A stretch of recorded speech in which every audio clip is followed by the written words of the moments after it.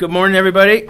I realize I've been doing this mindfulness so long, sometimes I don't remember to say, like, hey, I'm Mr. Armstrong. I teach science and environmental science. Like, nice to meet you, everybody. I just kind of start the sit, yeah? And Lauren Kinney was in my class, and she's like, you're the mindfulness dude? Like, no way. She thought it was an app, but it's really me. I'm a teacher here. And I went to Cal Poly, and I wrestled there as a Division I wrestler, Pac-12 championships. I was pre-med in psychology, and every second I had, I would surf big waves. Like I was never not doing something. And I've never been calmer or more happy or just really at ease than at that time. And looking back, I feel it was the mindfulness of the dedication I put to the wrestling, the amount of repetition, the amount of practice I did. And looking back, I was like, wow, that was why it was so easy to do all that stuff, because I had a really centered mind. Yeah? So I thought I'd share that little history, how I roll and what I've gotten out of mindfulness and, see if it works for you. All right, so let's try a sit. Feet grounded on the floor. And if you can put your hands, on your lap, or if you're laying down, PE or drama, really feel those contact points with the chair, with the ground. And sometimes when we put our hands on the cold desk, it kind of disconnects us. And they say this posture is one of kings and queens. It's very regal, noble. So sit upright where you're like really grounded in this moment and not slouching or, not too upright. But just find that good posture. What works for you? These are just suggestions.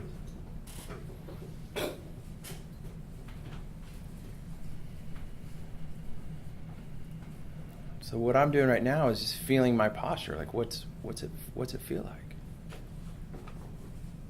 Things I don't notice when I was talking to you guys earlier. I just didn't notice what my body was doing. I was just so into talking about mindfulness.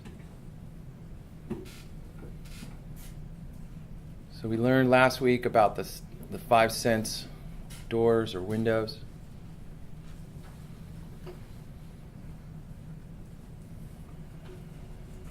And we're going to think about the mind doing its job. And if you can close your eyes, if you feel safe, close your eyes. And that helps kind of cut down on the things that you'll see and the distractions that might come up. And if distractions do come up, that's okay. What we're going to teach this year is you can't do this wrong. It's like not, one more thing, I'm not killing it, I'm not doing awesome at. But in reality, you really are. The fact that you're doing this practice right now it's amazing. So I was going to start with a question. Where does the breath come from?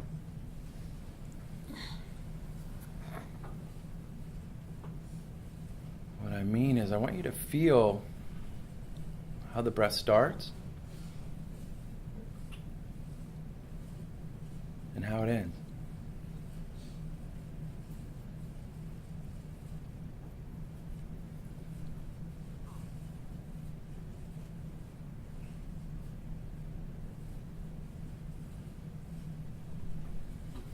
I'm going to give you guys a little secret, little tricks that I learned about mindfulness. Because there's 3 main areas where you can follow the breath, that the mind trains to notice. So you've got the quarter size area on your nose, so close your mouth and breathe through the nose. Feel the air rush in. So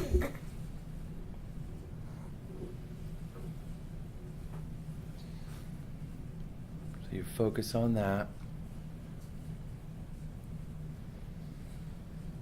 Noticing all that you can notice.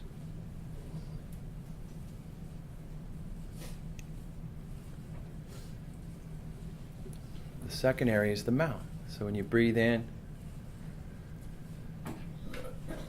notice the differences between the 2 areas.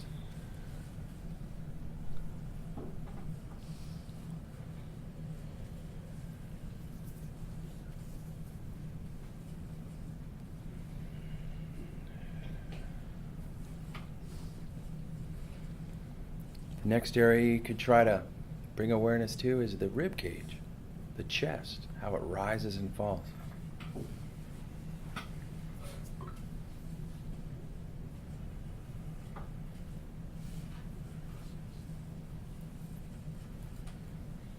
And the last area is all the way down to the belly. Try to breathe all the way down the belly. Try it.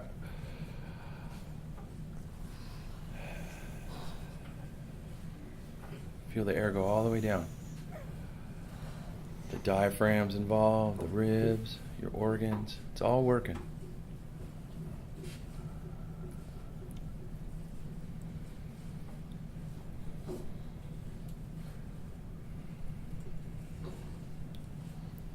So as we sit this year, you could pick any of those areas as a place of concentration. And the thoughts are going to arise. The stories are going to arise. The past, present, future, awareness. And what we're trying to do is kind of learn how to focus on the breath.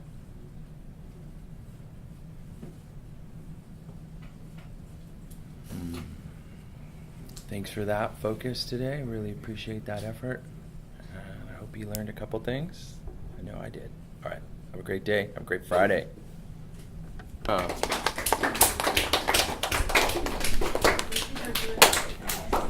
You guys are... That was asking a lot because you haven't done the first sit that everybody else did. Okay? So you're a little out of order, but I think it still worked because I could feel the room. You can feel the energy. You know? Someone said to me once, like, what are you saying? You're saying you can feel the energy? I go, yeah, I'm not like hippy dippy.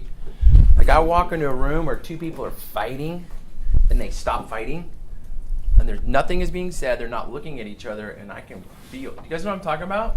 Where people are like, ugh. And then that's like just one lame example.